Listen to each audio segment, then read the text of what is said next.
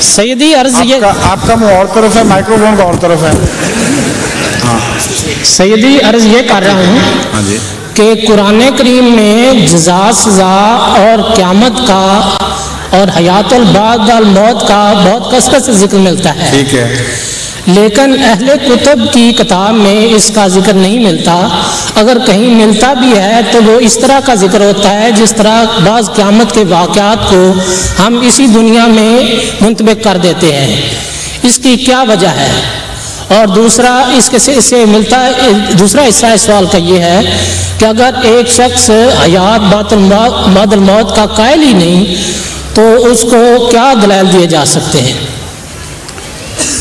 قرآن کریم نے حیات بعد الموت کا جو ذکر فرمایا ہے اور قیامت وغیرہ کا، اس کی بہت اہم وجہ یہ ہے کہ اگر انسان جواب طلبی سے آزاد ہو تو اس کی اصلاح کا کوئی امکان باقی نہیں رہتا. اگر ایک مجرم کو یہ یقین ہو کہ جو کچھ اس نے کرنا ہے کر لے گا اور اس کا کوئی حساب کتاب نہیں ہوگا، اگر یہ ہو تو ساری دنیا جرائم سے بھر جائے.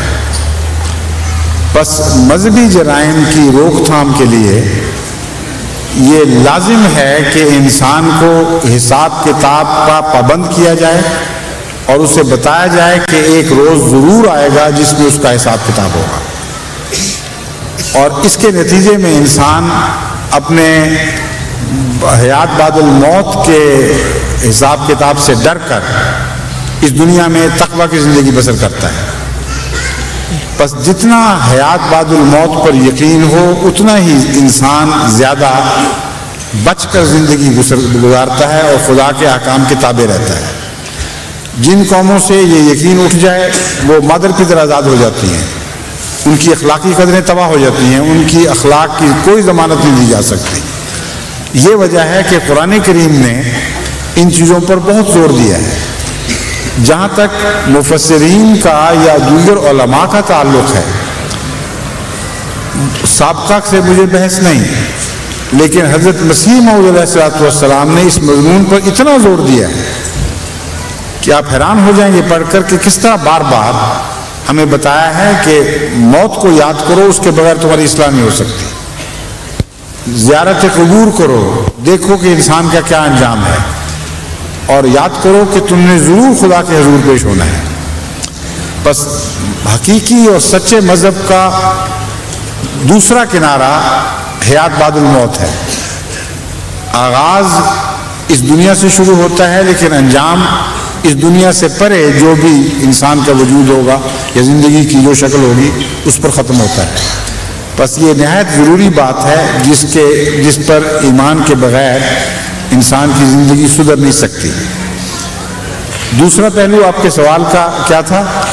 سوال یہی تھا کہ حضور عیسائیت میں اس کا ذکر کیوں نہیں ہے؟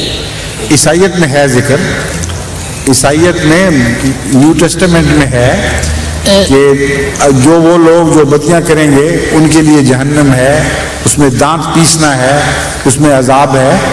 یہ ساری باتیں موجود ہیں، لیکن اس کی اتنی تکرار نہیں پائی جاتی جتنی قرآن کریم میں ہے، کیونکہ قرآن کریم سب سے زیادہ ڈیولپڈ مذہب ہے. اور جتنا کوئی معاشرہ ترقی کر جائے، جتنا سویلائزیشن ارتقاء پذیر ہو چکی ہو، اتنا ہی وارننگ سسٹم زیادہ مضبوط ہوتا چلا جاتا ہے. مثلا اب آپ کو ہر جگہ سڑکوں پر وارننگ سائن نظر آئیں گے، اس طرف مڑو، اس طرف مڑو، یہ نہیں کرنا، یہ ون وے ٹریفک ہے، یہاں تمہاری تصویر کھینچی جا رہی ہے، اگر کوئی سپیڈ کی لمٹ توڑو گے تو پکڑے جاؤ گے، یہاں آگے ٹریفک جام ہو رہے ہیں، آگے یہاں سڑک مرمت ہو رہی ہے، وغیرہ وغیرہ. اب اپنے پاکستان میں جا کے دیکھیں، سڑکوں کے بیچ میں وہ مکان جتنے گڑے اکھیڑ لیتے ہیں اور ان کوئی سائن نہیں لگایا ہوتا، اور بعض موٹریں بیچ میں جا پڑتی ہیں. تو جتنا زیادہ کوئی معاشرہ ترقی کرتا ہے، شعور بڑھتا ہے، اتنا تنبیہات نمایاں ہوتی جاتی ہے.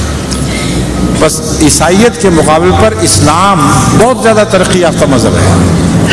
اس لیے اسلام نے جتنے سائن بورڈ خطرے کے لگائے ہیں دنیا کے کسی مذہب میں نہیں نظر آئیں گے، بلکہ میرا یہ تاثر ہے مطالعہ کے بعد کہ ساری دنیا میں جتنی وارننگز مذاہب نے دی ہیں اس سے زیادہ قرآن کریم اور سنت میں آپ کو وارننگز ملیں گی. بس یہ اسلام کی ترقی کا نشان ہے. السلام علیکم. حضور میرا سوال یہ ہے کہ بعض غیر جماعت اور جرمن دوست یہ کہتے ہیں کہ جیسا کہ ہمارا عقیدہ ہے کہ حضرت مسیح، جیسا کہ ہمیں اس بات کا علم ہے، تقریب اور آ جائیں نا، جیسا کہ ہمیں اس بات کا علم ہے کہ حضرت عیسیٰ علیہ السلام سری نگر کشمیر میں دفن ہے، تو وہ اس بات پر بحث کرتے ہیں کہ آپ کو یہ کس طرح علم ہے اور آپ کیسے ثابت کرتے ہیں. میں ذرا یہ پوچھنا چاہوں گا کہ اس سلسلے میں آپ ذرا روشنی ڈال دیں. آپ کو پتہ ہے کہ حضرت مسیح علیہ السلام نے ایک کتاب لکھی ہے مسیح ہندوستان میں، کبھی سنا ہے آپ نے؟ جی کبھی پڑھی ہے؟ پڑھی ہے. تو پھر آپ کو جواب کیوں نہیں آتا؟ میں اس لیے اس میں الحاظ کا جواب موجود ہے. اس کتاب میں بڑے تفصیلی جوابات ہیں، تاریخی شواہد سے استنباط، قرآن حدیث سے استنباط ہیں، زیادہ تر تاریخی شواہد پیش ہوئے ہیں. تو وہ بڑی مقبول کتاب ہے ساری دنیا میں. اسلامی اصول کے فلسفی کے بعد سب سے زیادہ مقبول کتاب وہ ہے آج تک. تو آپ اس کو غور سے پڑھیں، اس میں جواب موجود ہے. ٹھیک ہے، شکریہ.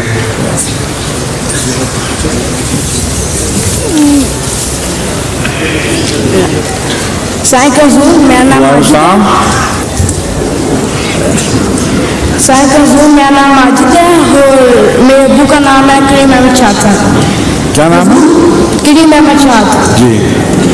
حضور میرا سوال ہے کہ حضرت مسیح موعود قادیان میں پیدا ہوئی تھی اور وہیں پہ ان کی وفات ہو گئی. اور میں آپ سے پوچھنا چاہتا ہوں کہ قادیان میں کب ملے گا؟ کیا وہ تھا؟ قادیان میں پیدا ہوئے اور وفات ہو گئی تک کی بات میں سمجھا ہوں. بعد میں کیا آخر پہ کیا کہا ہے آپ نے؟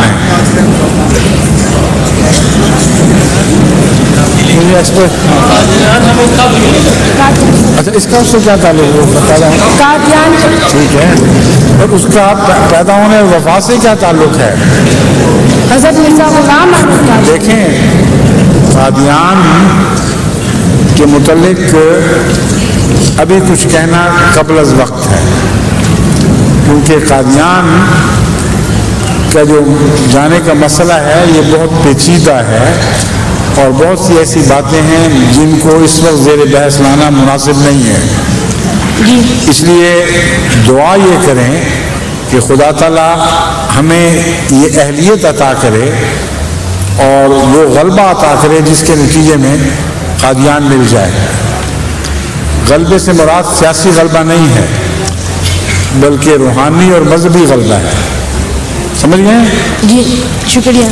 ویسے جہاں تک جانے کا تعلق ہے راستہ کھل چکا ہے، میں بھی گیا تھا، آپ بھی جا سکتے ہیں. جی ٹھیک ہے نا؟